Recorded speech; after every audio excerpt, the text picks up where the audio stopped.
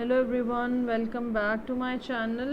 15 June से 21 June तक की वीकली रीडिंग्स के साथ कैंसर, सन, मून और राइजिंग के लिए मैं आई हूँ।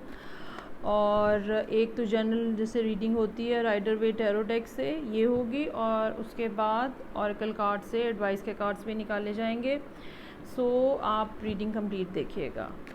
कार्ड्स ऑलरेडी शफल्ड हैं। लेट्स सी कि कैंसर, सन, मून और राइजिंग के लिए इस हफ्ते के क्या मैसेजेस हैं। जैसे कि आप जानते हैं कि मैं हफ्ते के हर दिन के लिए एक कार्ड ड्रॉ करती हूँ ताकि पता चल सके कि कौन से दिन जो हैं वो अच्छे हैं और कौन से दिन में सूरत हाल जो है वो कुछ मुश्किल है। ओके, अच्छा जी, काफ़ी अच्छे बल्कि मिक्स टाइप के ही कार्ड्स हैं यहाँ पे। अगर देखा जाए तो और अगर हम वन बाय वन इसको इंटरप्रेट करें, हफ्ते के आगाज़ में कोई खुशखबरी, कोई अच्छी न्यूज़, कोई गुड न्यूज़, कोई ऐसी ख़बर जो कि आप ख़ुद चाह रहे थे कि हो जाए, कोई ऐसी बात जो कि आप ख़ुद चाह रहे थे कि हो जाए।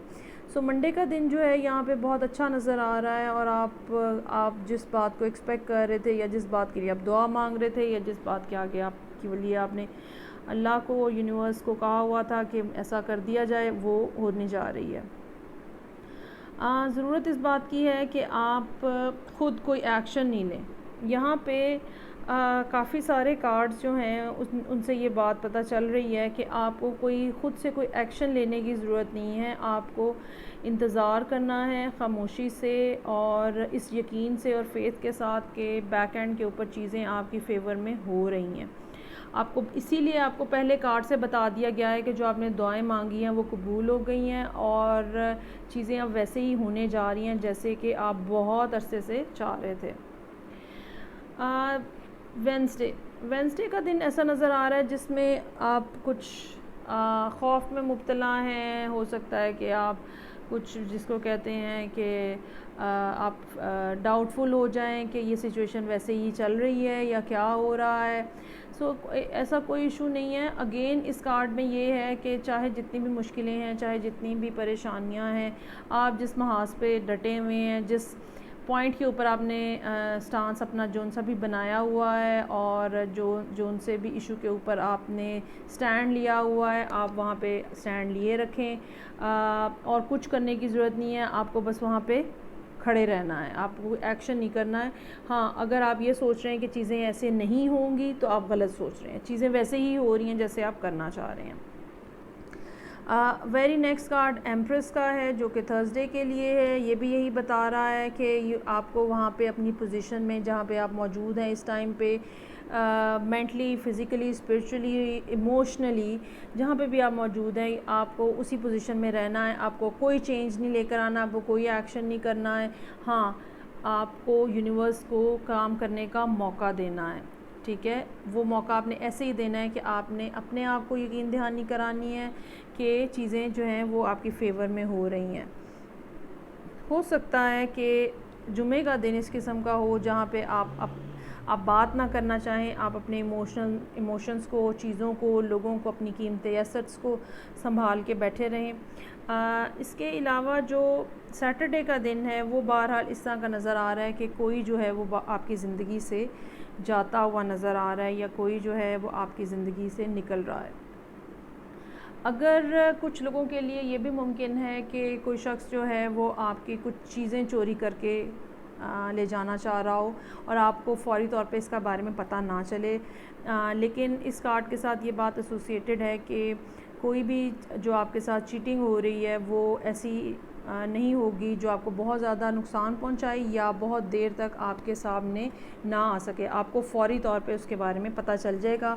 नेक्स्ट कार्ड जो है जो कि संडे का कार्ड है, किंग ऑफ वॉन्ड्स। आप यहाँ पे आके ये पता चल रहा है कि इस सारे हफ्ते में जो आपने खामोशी से गुजारा है और आप सिर्फ चीज़ों को होने का एक्सपेक्ट कर रहे थे, बिल आखिर अब वो टाइम आ गया है कि आप कोई एक्शन लें।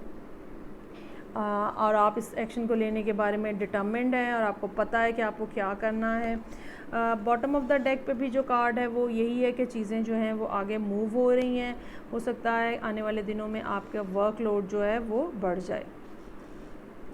ओके, सो लेट्स सी के ऑरेकल कार्ड्स के वाया हमें कैंसर, सन, मून और राइजिंग लोगों के लिए क्या एडवाइस मिल रही है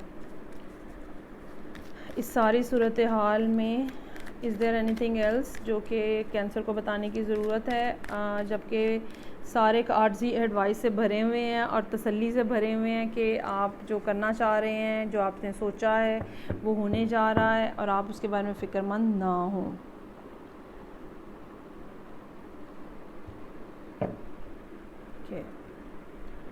हॉस्टिलिटीज़, पहला कार्ड है हॉस्टिलिटीज़।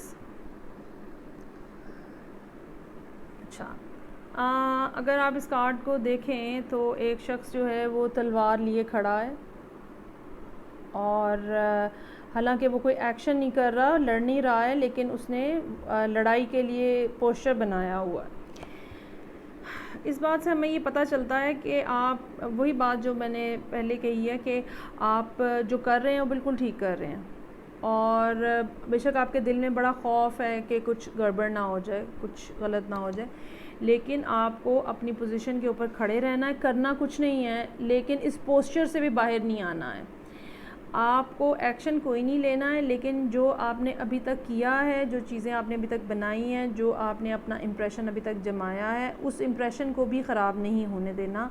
और आपने, अगर आप किसी के साथ भी कॉन्फ्रंटेशन में हैं तो आपने ये बात याद रखनी है कि दूसरे को ये महसूस ना होने पाए कि आपने सिचुएशन जो है वो छोड़ दी है या आप छोड़ के जा रहे हैं। और यही आपका पोस्चर जो होगा, यही आपकी चीज़ जो होगी, ये किसी दूसरे शख्स को जिसके साथ आपकी कन्फ्रंटेशन चल रही है छोड़ के जाने पे मजबूर कर देगी। दो कार्ड्स हैं यहाँ पे, दोनों यही बात कर रहे हैं कि कोई शख्स जो है वो आपको छोड़ के जा रहा है। और देखें कितनी सिमिलैरिटी है दोनों ऑरेकल में भी और इसमें भी। दोनों शख्स जो छोड़ के जा रहे हैं वो पीछे पलट के देख भी रहे हैं, ध्यान उनका पीछे ही लगा हुआ है, ध्यान उनका आपकी तरफ ही लगा हुआ है कि आप क्या कर रहे हैं। ये कैंसर के लिए रीडिंग थी इस हफ्ते के लिए। फीडबैक का मुझे इंतज़ार रहेगा। Take care, bye.